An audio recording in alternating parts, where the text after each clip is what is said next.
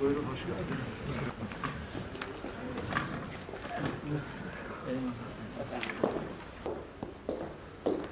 Sayın Başkanım, değerli katılımcılar, burada 4 farklı konuda çalışma gruplarının yapacakları değerlendirmeler, grup raporlandırmaları.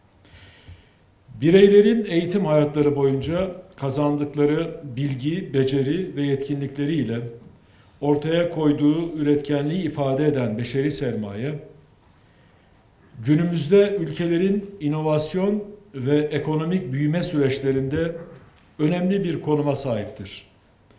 Eğitim yoluyla nitelikli beşeri sermayenin yetiştirilmesi ve niteliğinin artırılması ülkelerin öncelikli politikaları haline gelmiştir.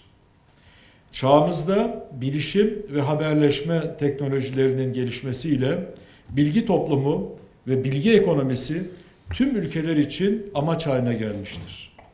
Bu amaç doğrultusunda küresel düzeyde nitelikli iş gücüne talebin artacağı ve bu durumun ülkelerin ve bireylerin ekonomik gelişmişliğini etkilemeye devam edeceği öngörülmektedir. Bu kapsamda endüstrinin ve özel sektörün ihtiyaç duyduğu nitelikli insan gücünün karşılanması için mesleki eğitim önemli bir itici güç haline gelmektedir. Mesleki eğitim, yer, içerik ve eğiticilerden bağımsız olarak bireylere mesleğe özgü bilgi ve uygulama becerileri kazandıran nitelikli eğitim olarak tanımlanmaktadır.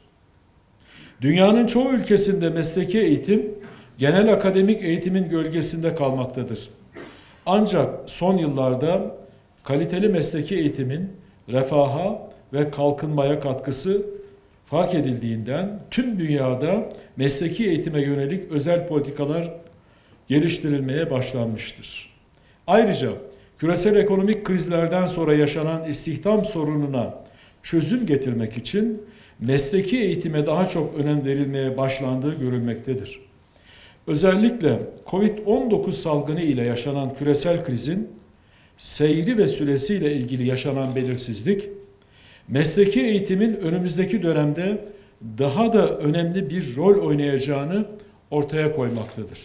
Covid-19 salgını öncesinde Endüstri 4.0 devriminin yarattığı dijital ekonomi ile birlikte tüm dünyada teknolojik işsizlik dalgasının başlayacağı öngörülmekteydi. Ancak Covid-19 salgını hayatın tüm alanlarında olduğu gibi çalışma hayatında dijitalleşmeyi daha önce hiç olmadığı kadar hızlandırmış ve söz konusu beklentilerin gerçekleşme olasılığını öne çekmiştir. Salgın ile birlikte dünya ekonomisinde yaşanan hızlı dijital dönüşümden olumsuz yönde etkilenmemek için ülkelerin dijital becerilere sahip, nitelikli insan gücüne sahip olması gerekmektedir. Dolayısıyla Covid-19 salgını endüstri ve iş dünyasının beceri ihtiyaçlarını değiştirmekte ve mevcut işleri de dönüştürmektedir. 2025 yılına kadar dünyada dijital dönüşüm nedeniyle 85 milyon işin yok olabileceği ve aynı zamanda yeni çalışma hayatına daha uyumlu 97 milyon yeni işin ortaya çıkacağı öngörülmektedir. Son yıllarda çalışma hayatında yaşanan değişimler neticesinde iş gücü piyasasında ileri düzeydeki yeterliliklere sahip insan kaynağı ihtiyacının giderek artacağı ve daha önce bir yüksek öğretim programından mezun olan yetişkinlerin de yeterliliklerini geliştirmek amacıyla tekrar bir mesleki eğitim programına kaydolma eğilimi göstereceği gerçeği hepimizce hazırlıklı olmamızı gerektiren bir gerçektir. Bu kapsamda mesleki eğitimde geleceğin mesleklerinin ve yeni mesleki eğitim modellerinin belirlenmesine, esnek meslek profillerinin oluşturulmasına ve bu yönde öğrencilere gerekli becerilerinin kazandırılmasına yönelik stratejik çalışmalar ivedilikle hayata geçirilmek zorundadır.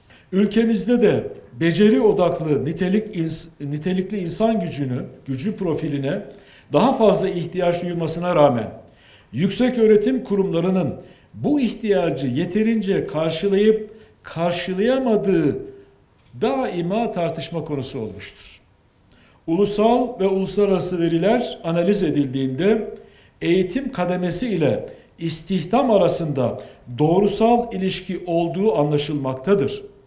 OECD'nin 2020 yılı verilerine göre 25-64 yaş aralığındaki üniversite mezunlarının istihdam oranının OECD ortalaması %84 iken Türkiye için bu oran %74 olarak gerçekleşmiştir.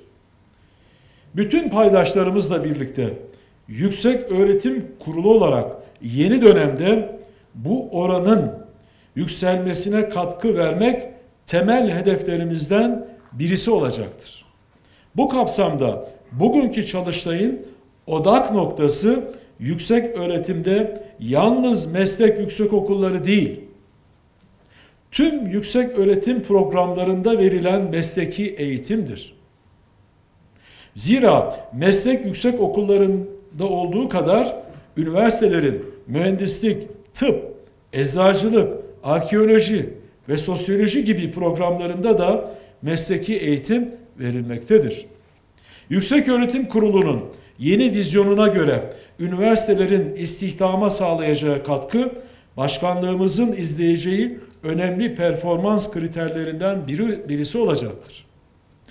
Ulusal ve uluslararası iş gücü piyasasını takip eden ve kendi mezunlarının istihdamını izleyen bir üniversite yönetimi anlayışının hakim kılınmasını önceleyeceğimizi buradan sizlere ifade etmek isterim.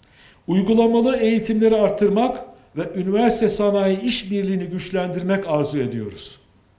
Uygulamalı eğitimlerin geleceğin meslek mensuplarının mesleki becerilerinin gelişmesine önemli katkılar sağlayacağı bilinmektedir.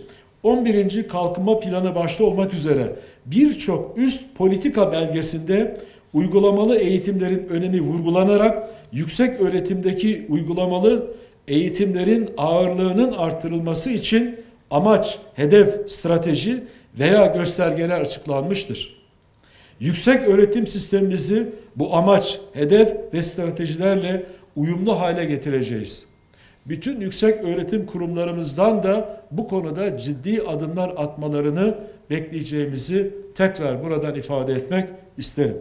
Bu kapsamda üniversite sanayi işbirliğinin artırılmasını ve güçlendirilmesini gerekli görmekteyiz.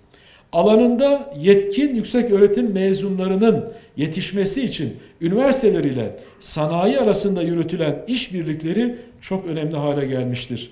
Üniversite sanayi işbirliği ile yetiştirilen öğrenciler teorik ve uygulamalı bilgiyi sentezleyerek mesleki alanlarına üst düzey katkı sağlayabilir ve ilgili sektörlerdeki üretim ve organizasyon süreçlerinin etkin ve verimli hale getirilmesinde aktif rol oynayabilirler. Aynı zamanda bu işbirlikleri üniversitelerdeki bilgi birikimi ve insan kaynağı ile sanayinin sahip olduğu tecrübe ve altyapının bir araya gelmesine yardımcı olacaktır. Üniversite ile sanayinin bu etkileşiminin üretimde çarpan etkisi yaratacağına inanıyoruz. Hepinize tekrardan bu vesileyle hoş geldiniz diyorum. Bu mesleki eğitim çalıştayımızın hayırlara vesile olmasını diliyorum.